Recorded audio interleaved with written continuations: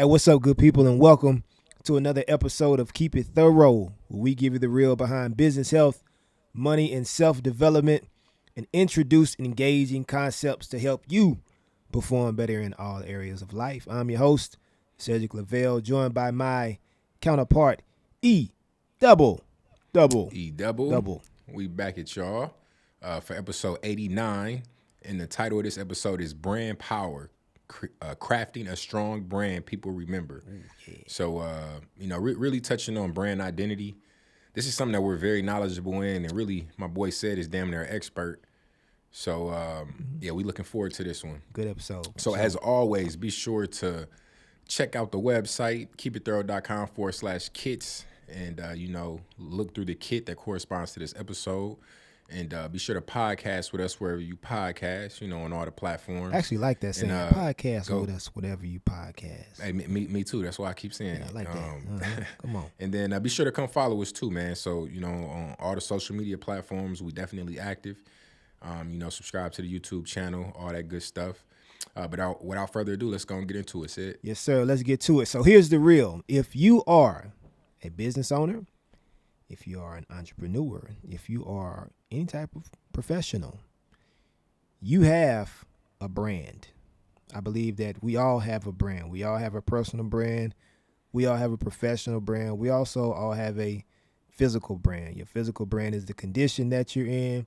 Your personal brand is the character that you have. And your professional brand is just the quality in which you offer a certain product or service to someone else. But with that brand, it has to be understood that branding is the soul of whatever it is that you're wanting to build. There's no way that you can get around it. And I think that one thing that a lot of businesses struggle with, especially early entrepreneurs, is branding. You have a business idea, you have something that you want to create, but you don't know how to brand it. You don't know how to give it an identity, give it a voice, give it a tone. You don't understand the idea of what brand promise is, what your value proposition is, from your logo to your aesthetic, all of those things. A lot of times there's a disconnect to that aspect of whatever it is that you're wanting to do. And so with branding, it's what's going to help you capture the interest of your audience. It's going to help you separate you from your competitors. It's what creates that lasting impact and the impressions that you need to have something sustainable and keep you in the minds of your consumers, your clients, your customers, whoever it may be. And that's what you want. You want to build something that's going to be recognizable and memorable. And you can't build your business without understanding how to build your brand. And so with all the noise that goes on in the business world, your brand is the silent influencer that will set you apart. That's what's going to allow you to position yourself as a key player in whatever market that you operate in. And it's what's going to allow you to create something that's sustainable, create something that provides some longevity, build something that's going to allow you to have, as they would say, raving fans that continue to come back to you.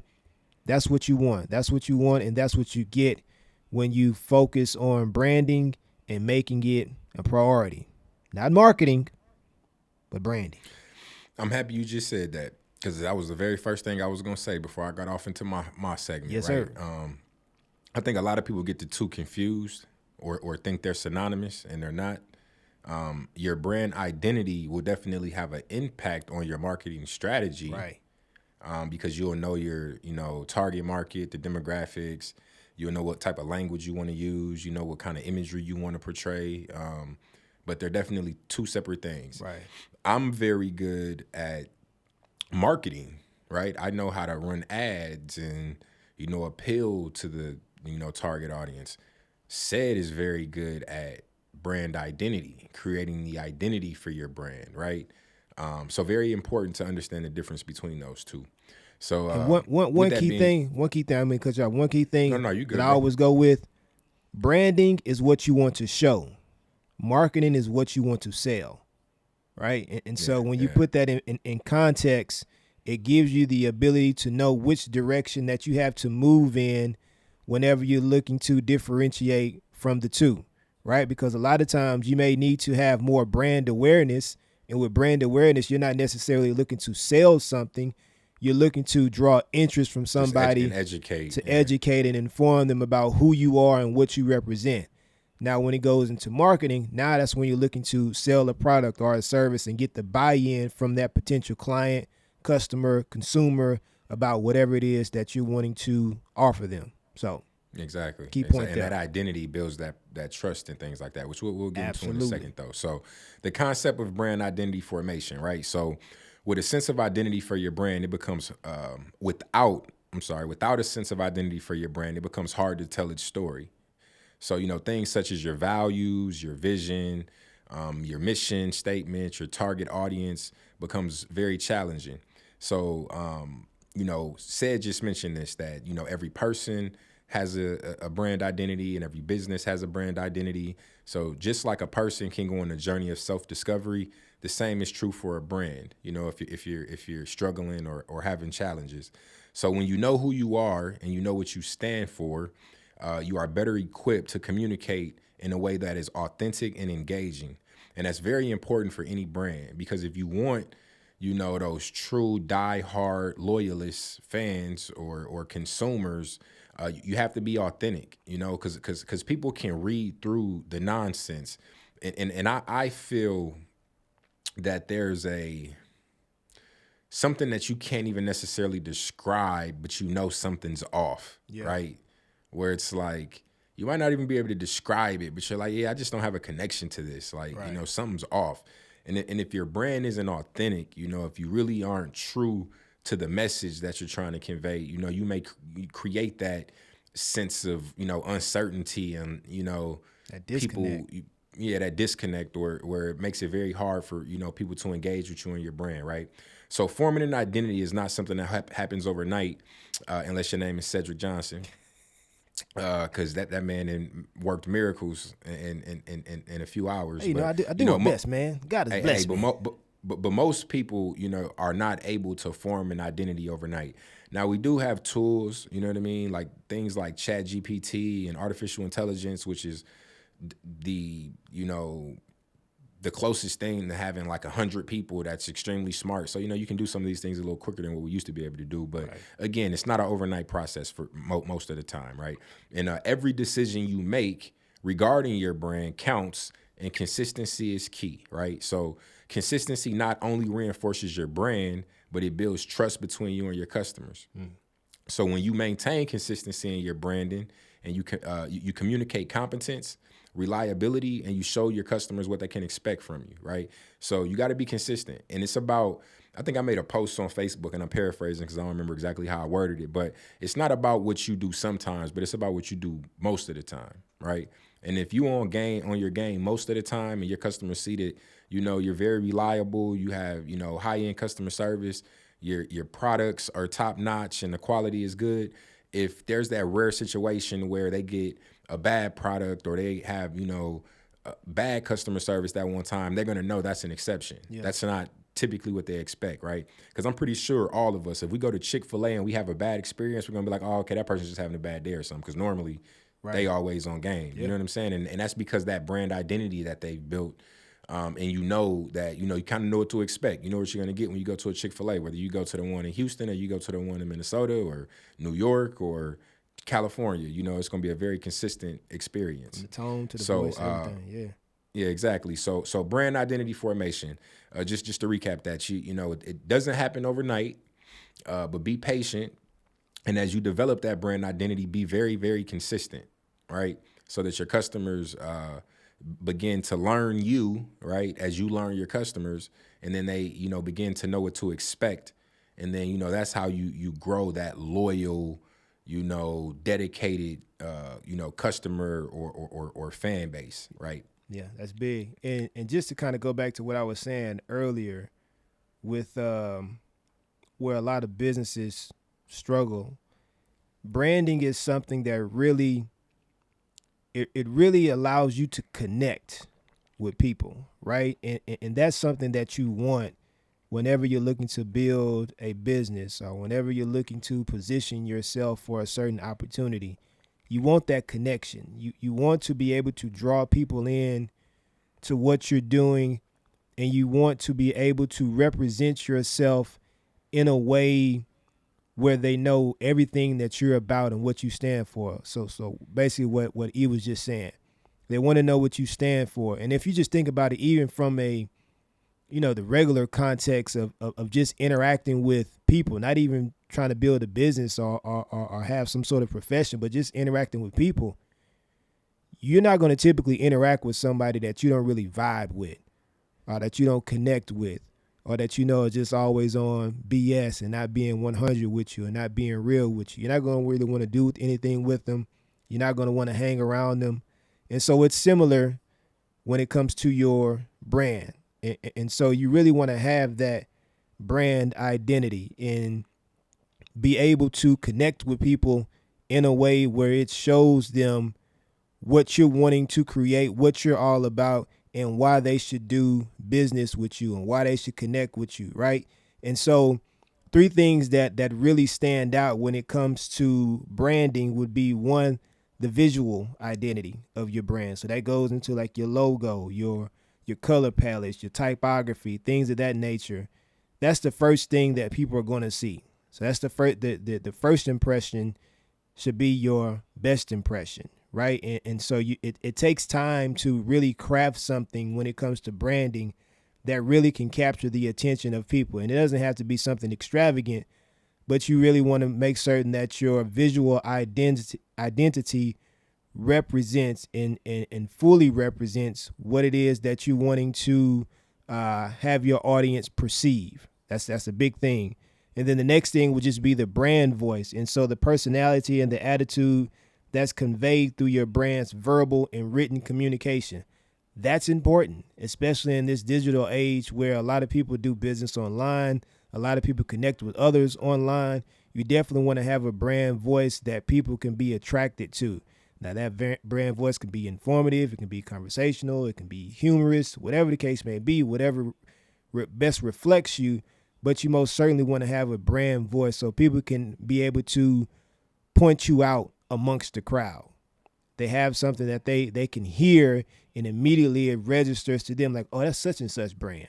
Oh, that's such and such company. Oh, they use this certain tagline. They use this certain type of copy whenever they're writing certain things. This is what makes me remember who they are because they say X, Y, and Z, right? And then I want to add to that too, bro. And then certain words become like synonymous with your brand, right? Right. Like they may not even be talking about your brand, but when they hear those words in a certain format, it makes them think of your brand. Right. So to use our brand as an example, right? Keep it thorough, right? Whatever you do, keep it thorough. So now, it's we're not to that level yet, obviously, but the goal here. Wait. Right. But the goal here is when you hear that word thorough, you think of us. Right. You know what I mean? Like, keep it thorough. Like, the podcast, it's all about business, health, money, self-development, yada, yada, yada. It speaks for itself, but very important. Very important. That's very beneficial that you would say that. And then the last thing is just going to be your brand promise, right? And this is just the unique proposition that your brand commits to delivering to its customers every time, right? And a strong brand always lives up to their promise. Just like you would want a person to live up to their promise, strong brands live up to their promise. They deliver every time. And just like he was just saying, when it comes to Chick-fil-A, you know what you're going to get in most cases. Now, I say 95% of the time, you're going to hear my pleasure. You're going to have service that's moving very efficiently. They don't typically mess up on your orders. They have a system that works. And so the expectation that you have whenever you're going to a Chick-fil-A, no matter where it is, because I went to school in Missouri, and the Chick-fil-A in Missouri was similar to the one that's down here in Texas. You know what I'm saying? And so that goes into that brand promise. You know what you're wanting to deliver. You know how you want people to interact with your brand, but you also make certain that you deliver that expectation every time. And that's how you keep people coming back to you, and you create loyal fans, customers, clients, consumers, all the above. Absolutely. So the influence from the best, right? So Chick-fil-A, which we used as an example of, brand consistency, right? But now let's dive a little bit deeper into that. So consider strong brands like Apple, Tesla, or Nike, right? Those are three very big companies that have very loyal followings, right? So you got Apple, who, their loyal fan base. You got people who will never in their life buy an Android phone, right? Like that's like the antichrist to them. You know what I mean? Like, oh no, absolutely not. And then you got Tesla fanboys. You got people who are extremely fans of Elon Musk and just what he does. And then you also have people who really don't necessarily care for Elon Musk, but they're all about like clean energy and things like that, and they just love what Tesla stands for, and the effect it's had on the market. And then the same with Nike, right? Like me, I'm a Nike boy, right? I'm not really big on Adidas. Like when I grew up, when I was growing up, it was all Nike, Nike, Nike, Nike, which I know back in the 80s, Adidas was actually a much bigger brand than Nike, right? And it used to be Adidas, and Adidas made a comeback, and obviously Kanye is helping with that. But loyalists, right? You got people who love Nike, you got people who love Adidas, and you have some people who are in between. But I think most people kind of fall on one side or the other, right? So those are these are some unique brands that have a significant amount of brand power, right? And those brands have a consistent and unmistakable identity that helps customers be confident in their purchase and navigate their choices, right? And then strong brands like the ones mentioned, the Apple, Tesla, and Nikes, they stand unfazed amidst competition. Now, I say that with a grain of salt because no business is immune untouchable. Or untouchable, right? And Apple's feeling a little pressure right now, if I'm being honest, because they're not innovating like they used to. But these well-known and unique brands, presence are felt throughout the marketplace. So in all of their given industries. So Apple in the tech space, they're felt throughout that marketplace. Right. Tesla in the car market, they came and took over. They're the number one selling vehicles in America, which is wild to think about. Like number one, they overtook all of the other brands, and they're in the small, electric car company, that has grown massively, but they're felt throughout the marketplace. And obviously, we know the impact of Nike. Come on, like the Jordans and everything else. But and LeBron they're James. definitely felt. Well, LeBron James, exactly, which he ain't got nothing on MJ when it comes to shoes and Nike. But I mean, but LeBron has, he got the lifetime deal with Nike and stuff like that. He do. No, absolutely. I know you said Jordan, so I just trying to say LeBron was in there too.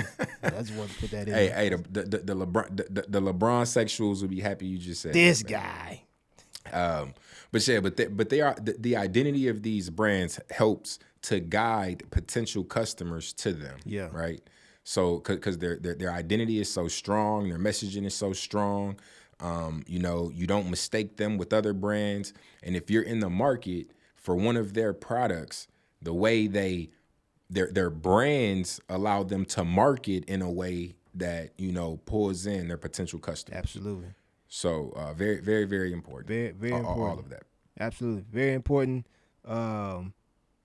All of those brands have really solidified themselves in such a way where even with the slightest nudge of competition, people are still going to find a way to say, well, even though they may not have the certain innovation that I'm looking for, it's still Apple. So, I'm happy you just said that, right? Because now you got the type of loyalists that they're apologists, right? Like they look for excuses to justify why, you know what I mean? And when you got customers that are doing that, you doing something you right. Winning. You know what I mean? You winning because now you got them defending you, right? You know what I mean? And even though they may not be right, they just they are that passionate, right? They're just that passionate about the brand and what it means to them that they're willing to look past certain things, right? So it's almost like a relationship to a degree. Well, I mean, not even to a degree. It's like a relationship, a relationship that you have with a brand. But when it comes to brand building, now obviously everybody can't be a Nike, everybody can't be a Apple, you know, Chick-fil-A, Tesla, but there are certain core things that you can do to put yourself in a position to have a successful brand, to have something that's well established, to have something that's solidified in its own right, without having to look at the majors as far as certain brands, right? And so one thing that you can do in order to move in the best direction is just have a clear definition of your brand. And so you want to be able to clearly define what your brand mission is, what your vision is, your target audience, your brand values, your personality. All of those things matter. Those are the core foundations, or the core foundation of brand building. You want to have a mission and a vision. You want to know where you're going, what you're doing, how you're going to get there. You want to have a target audience. You want to know who you're going after. What's the demographic? What people are you trying to interact with? What are some of the things that they do on a day-to-day basis that you believe you can impact and influence through your brand? And what are your brand values? What are some of the things that you stand on, your principles, your standards? People like values. People like to know that you're doing certain things to improve the environment, that you're doing certain things that are going to help domestic violence, all those things, right? Those things go into your values, and then just your personality. And a lot of people have different personalities. And if you just kind of related to humans, a lot of humans have different personalities. And so my personality may not work for somebody else, and each personality may not work for somebody else. And it's the same thing with the brands, right? Your brand has a personality, and when you give that brand a personality, this is what starts to attract people and bring people in, right? And so in addition to that, you want to also develop a strong visual representation. So like we said earlier, your logo, your typography, your color palettes, everything that people see visually, you want to make certain that it's recognizable and that it represents you well whenever you're putting it online or on a product or whatever the case may be. Next to that, you want to also establish and maintain a consistent brand voice. And that's big. Don't switch up. Don't switch up with your brand voice. If you come out one way, you want to stay on brand, because a lot of times whenever you're branding, if you get off brand, you lose people. Now I understand how rebranding and realignment takes place, but you definitely don't want to move yourself into a position where you disconnect from who you truly are and what you represent. Don't switch up, as the saying goes. Stay consistent, stay even keel, make adjustments where needed. They don't have to be drastic adjustments, but you definitely want to also just make certain that you maintain a consistent brand voice. Then create a memorable brand story. And people love stories. And this is one of the big things when it comes to branding. If you're able to tell a compelling story and bring people in to that story and make them feel a part of what you're building and what you're creating, whatever you're saying and whatever you're telling them through your story, that can definitely resonate with your target audience, and it will position your brand uniquely in their minds, because they're going to remember that story that you told, that visual story that you told through social media or through an ad campaign, whatever the case may be.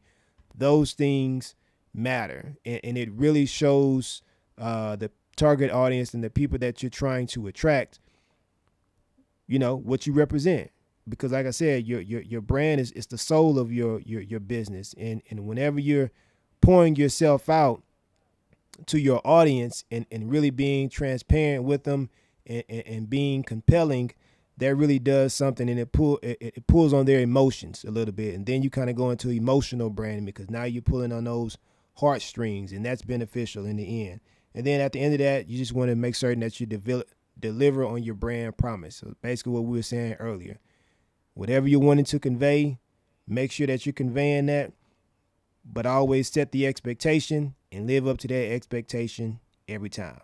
So those are 5 things that you definitely want to keep in mind. Tangible, man. I'm going to say it every time. We like to give y'all things that you can take away right away and go implement, right? Absolutely.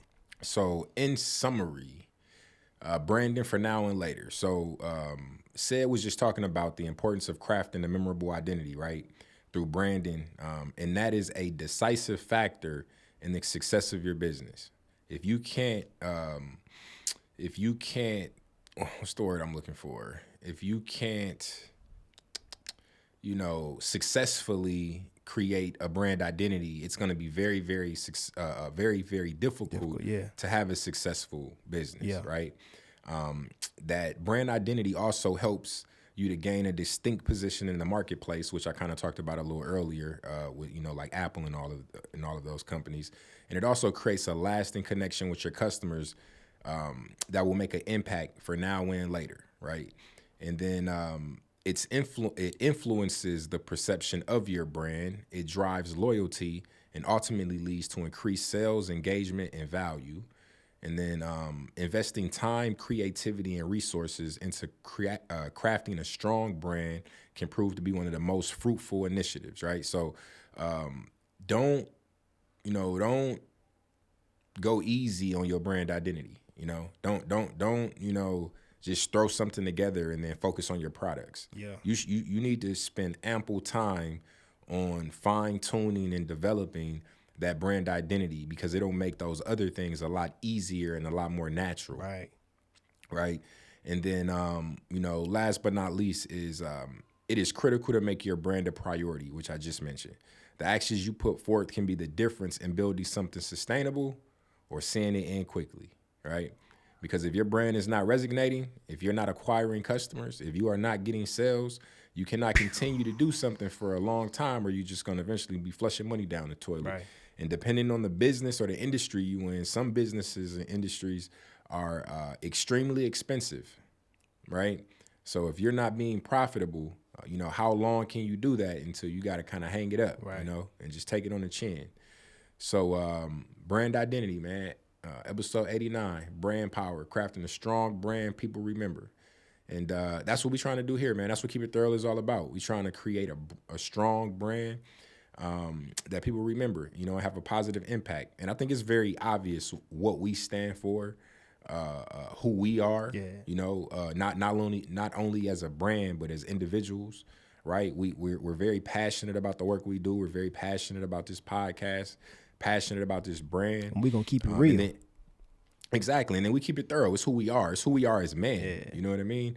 And you see the power of our branding with KIT, right? Which is an acronym for Keep It Thorough. And we have kits that correspond with episodes, and all of those things are important, right? And then as a person learns us and understands us and they see those things, it's kind of like a aha moment. You know what I mean? Like, oh, I didn't even realize that. I didn't even see that. And then those type of things are, I guess, maybe Easter eggs, maybe. I don't know if you want to call it that, but those types of things build brand loyalty. You know what I mean? And people appreciate those type of things. They see the effort. They see time was taken to create these things, So then, therefore, the customers are willing to spend time to learn and invest in your brand, right? Because they know that you're spending time and the quality is there. So all good stuff. You got anything you want to add, Sid?